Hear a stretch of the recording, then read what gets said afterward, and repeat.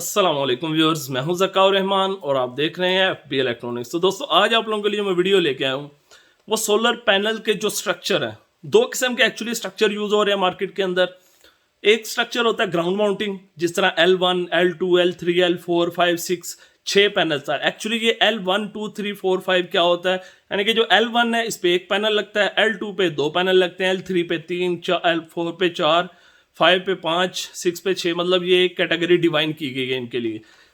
इनका एंगल जो ground mounting, actually इनको ग्राउंड माउंटिंग स्ट्रक्चर बोला जाता है, ठीक है। और इसके अलावा जो सेकंड स्ट्रक्चर आ जाता है वो एलिवेटेड कस्टमाइज स्ट्रक्चर आता है, जो कि एंगल का भी डिज़ाइन होता है, गोल पाइप, चोरस पाइप का भी डिज़ाइन होता है और गार्डर का भी डिज़ाइन होता है। अब इन दो किस्म के जो स्ट्रक्चर पाकिस्तानी मार्केट में डिज़ाइन होते हैं, इनका एंगल क्या रखना चाहिए और इसको किस तरह यूज़ करना चाहिए, जो कि बहुत सारी मिसकॉन्सेप्शन है और लोग अक्सर मिसगाइड करते हैं लोगों को और बाद में नुकसान होता है। क्योंकि अब यूट्यूब पे बैठे हैं तो बहुत सारी कंप्लेंट्स ऐसी आती हैं। अभी रिसेंटली मुझे ये भी बारिशें शुरू हुई हैं, आपको पता ही है, तो मेरे ख्याल में ये 5 दिन भी 6 दिन हुए होंगे मैक्सिमम। मुझे एक बंदे की कॉल भी आई थी KPK से, उन्होंने एक स्ट्रक्चर लगाया था, अब वो स्ट्रक्चर उड़ गया उनका। अब वो लगा भी उसका पाइपों के साथ हुआ था प्रॉपर। इसके अलावा भी एक बहुत बड़ी कंपनी का सेटअप हमने देखा था कराची, इस्लामाबाद में। पता नहीं किस तरह उन्होंने लगाया होता, पूरे का पूरा स्ट्रक्चर विद पैनल्स उड़ के सड़क पे आ गया। एलिवेट स्ट्रक्चर था गार्डर का बना हुआ। अब इनमें काफ़ी सारी कॉम्प्लिकेशंस होती हैं। वो क्या होती हैं, इसका एंगल आपको क्या रखना चाहिए, इसको डिज़ाइन किस तरह करना चाहिए, तो ये सारी चीज़ें बड़ी मैटर करती हैं। सबसे पहले बात कर लेते हैं जो galvanised structure L2, L3, L4 जो कि रेडीमेड स्ट्रक्चर आपको मार्केट से मिल जाता है, जो 12, 14, 16, 18 गेज में मिलते हैं। इसमें सबसे मेन चीज़ इसकी गेज बड़ी मैटर करती है, क्योंकि जितनी हैवी गेज होगी, अब जो सबसे हैवी गेज यूज़ की जाती है मार्केट में मैक्सिमम वो 14 गेज का यूज़ किया जाता है, जो कि 540 वाट तक परफेक्ट काम करता है। बट जब आप 500 प्लस 600 वाट, ये 600 प्लस में जाते हैं, तो फिर मेरा मानना ये है कि आप उसको 12 गेज में ले जाएं, या कम से कम आप 3 स्टेप वाला एंगल यूज़ करें, 3 लेयर वाला एंगल लाजमी उसके लिए यूज़ करें, क्योंकि साइज़ बहुत बड़ा है। तो उसको प्रोटेक्ट करने के लिए, एयर पैसेज के लिए, विंड प्रेशर के लिए, इन चीज़ों के लिए उसकी प्रोटेक्शन बहुत ज़रूरी होती है।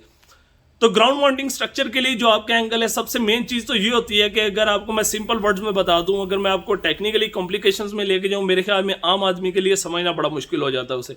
तो मेन चीज़ ये होती है कि आपने ये चीज़ देखना कि आपका एवरेज जो वेदर है आपके एरिया का या आपके सूबे का, वो आप लोग बेहतर समझ रहे होते हैं कि आपको क्या उधर मैक्सिमम एवरेज मिलती है। मेरा जो पर्सनल एक्सपीरियंस है, अगर मैं उस हवाले से बताऊं, तो जो रेडीमेड स्ट्रक्चर है इसको आपको मैक्सिमम जो इसका एंगल सेट करना चाहिए वो 25 डिग्री तक करना चाहिए। वैसे तो अगर इसकी टेक्निकली एक कैलकुलेशंस देखी जाए, तो जो आपका लैटिट्यूड होता है, एक्चुअली जो आपके एरिया का लैटिट्यूड है, उसमें आपने 15 डिग्री ऐड करें तो आपके विंटर का बनता है एंगल, और 15 डिग्री माइनस करें तो आपके समर का एंगल बनता है। अब देखना ये होता है कि गर्मियों के लिए जो एंगल है वो क्या है और सर्दियों के लिए एंगल क्या है। अब आपके एरिया में ज़्यादा गर्मी रहती है या सर्दी, आपने इस चीज़ को फॉलो करना है। अगर दोनों मौसम के दरमियान आप रहते हैं, तो फिर ग्राउंड माउंटिंग जो स्ट्रक्चर होता है, क्योंकि वो छत के ऊपर होता है, बिल्कुल आपकी वॉल बाउंड्रीज उसके साइड पे होती हैं, तो उसके लिए परफेक्ट जो एंगल है वो आपका लैटिट्यूड है। जो आपके एरिया का लैटिट्यूड है, ग्राउंड माउंटिंग स्ट्रक्चर जो कि छत पे लगे होते हैं बराबर अंडर वॉल बाउंड्री, जिसके साइडों पे दीवारें भी होती हैं, ये जो आप स्क्रीन पे इस वक्त देख भी रहे हैं, इस तरह का जब आप स्ट्रक्चर डिज़ाइन कर रहे होते हैं, तो इसके लिए अगर आपका मौसम गर्मी भी ज़्यादा नहीं होती, सर्दी भी ज़्यादा नहीं होती, तो आपके लिए परफेक्ट एंगल क्या है कि जो आपका लैटिट्यूड है वो एंगल रख लें।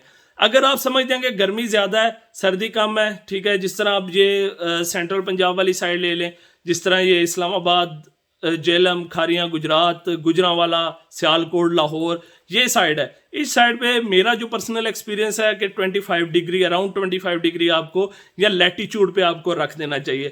अगर आप जनूबी पंजाब वाली साइड पे चले जाते हैं, फैसलाबाद से आगे चलते हैं, झंग साइड पे चले जाते हैं, मुल्तान साइड पे, रहीम यार खान, इस साइड पे चले जाते हैं, तो वहाँ पे आपको जो इसका एंगल है वो आपको थोड़ा सा नीचे आ जाना चाहिए, 18 से 20 डिग्री पे ले आना चाहिए।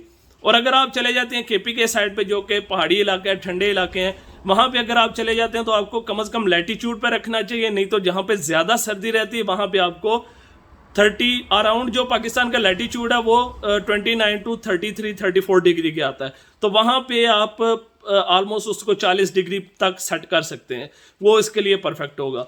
बट जब आप जाते हैं इसके लिए एक और पॉइंट मैं आपको क्लियर कर दूं कि इनकी जो मेन डायरेक्शन होती है वो तो होती है साउथ वेस्ट, वो तो आपने साउथ वेस्ट ही एग्जैक्ट रखनी होती है, क्योंकि मैक्सिमम जो सोलर के वर्किंग आवर्स हैं वो आपको साउथ में मिलते हैं, क्योंकि ईस्ट से सनराइज होता है, फिर साउथ ईस्ट, फिर साउथ, फिर साउथ वेस्ट, फिर वेस्ट में सनसेट होता है। ठीक है, अब ये चीजें आपने कैलकुलेट करनी है कि आपको एवरेज कहां पे मिल रही है प्रॉपर। तो ये एंगल इसके लिए मस्ट है कि आप अगर आप साउथ ईस्ट पे चले जाएं तो वो मच बेटर है साउथ वेस्ट के। अगर आप एग्जैक्ट साउथ की लोकेशन आपको नहीं मिल रही मोनोपर्क टेक्नोलॉजी के लिए तो मच बेटर है, बेहतर है कि आप साउथ ईस्ट में अगर आपका सेट हो जाता है वो बेहतर है, बजाय इस चीज के कि आप उसको साउथ वेस्ट में लेके जाएं। ये पॉइंट आपने लाजमी याद रखना है। अब सेकंड नंबर पे आ जाता है जी एलिवेट कस्टमाइज स्ट्रक्चर, जो कि एंगल का बनता है, गार्डर का बनता है, या चोरस पाइप, गोल पाइप का स्ट्रक्चर बनता है। इसमें एक चीज आपने लाजमी याद रखनी है कि ये 99% स्ट्रक्चर डिजाइन किया जाता है एलिवेट, यानी कि आपकी छत या आपकी वॉल बाउंड्री से इसकी हाइट बहुत ज्यादा होती है। तो जब इसकी हाइट आपकी छत से बहुत ज्यादा हो जाती है, विंड प्रेशर को रोकने के लिए कोई चीज नहीं है, तो उसके लिए सबसे जरूरी है इसका टिल्ट एंगल, कि जब आप इसको इतनी हाइट पे थर्ड रूफ के टॉप पे या सेकंड रूफ के टॉप पे लगा रहे हैं जहां पे कोई वॉल बाउंड्री नहीं है, विंड प्रेशर को रोकने के लिए कोई चीज़ नहीं है, तो वहां पे इसका टिल्ट मेरे मुताबिक, जो मेरा पर्सनल एक्सपीरियंस है उस हिसाब से आपको 10 से 15 डिग्री के दरमियान मोनोपर्क का एंगल रखना चाहिए। मीन्स कि जो आपका लैटिट्यूड है उसमें से 15 माइनस करके मैक्सिमम आप ये रख सकते हैं। अदरवाइज जो मैंने अपने घर में लगाया मैंने उसका 9 डिग्री रखा है, क्योंकि मुझे मैटर करती है मेरे पैनल्स की लाइफ, मेरे पैनल्स की प्रोटेक्शन। इसलिए मैंने 5 किलोवाट की जगह मैंने 6 किलोवाट लगा दी। इंशाल्लाह बहुत जल्द मैं वीडियो भी आपको दिखाऊंगा अपने पैनल, अपने सेटअप की, जो मैंने डिज़ाइन किया और क्यों किया, एक्चुअली सिर्फ आप लोगों को दिखाने के लिए, ताकि आप लोगों को भी समझ आए कि टेक्निकली डिफरेंस क्या है, कि जो बंदा इतनी इतनी बड़ी बातें कर रहा है उसका अपना सेटअप किस तरह का लगा हुआ है। ठीक है, तो ये चीज़ भी इंशाल्लाह आपको लाजमी मैं दिखाऊंगा। बट अगर आप पोली के पैनल लगा रहे हैं तो पोली के पैनल्स के लिए मिनिमम भी एलिवेट स्ट्रक्चर के ऊपर आपको 20 डिग्री एंगल रखना पड़ेगा, क्योंकि पोली का थोड़ा वर्किंग क्राइटेरिया डिफरेंट होता है। वो मैक्सिमम एफिशिएंसी आपको देता ही समर में जाके है, तो इसका एंगल भी बड़ा मैटर करता है। बट अभी मार्केट में ऑलमोस्ट पोली रह गया तो ट्यूबवेल्स के लिए रह गया, अदरवाइज लोग उसको यूज नहीं कर रहे, ज्यादातर तो मोनोपर्क ही लगा रहे हैं। तो मोनोपर्क के लिए जो सबसे बेस्ट एंगल है, लैटिट्यूड में से 15 डिग्री माइनस करके आप मैक्सिमम ये रख सकते हैं, यानी कि 15, 16 या 17 डिग्री। बट अगर आप अपने सिस्टम को फुली सिक्योर करना चाहते हैं तो उसके लिए best angle tilt angle. Actually ये मैं जितने भी एंगल की बात कर रहा हूँ, ये टिल्ट एंगल की बात कर रहा हूँ, वो आप इसको 10 से 15 डिग्री के दरमियान रखें, ताकि पैनल जितना सीधा रहेगा, एयर पैसेज, विंड प्रेशर उतना ही उसके ऊपर कम इफेक्ट करेगा, पैनल उतना ही सिक्योर रहेगा।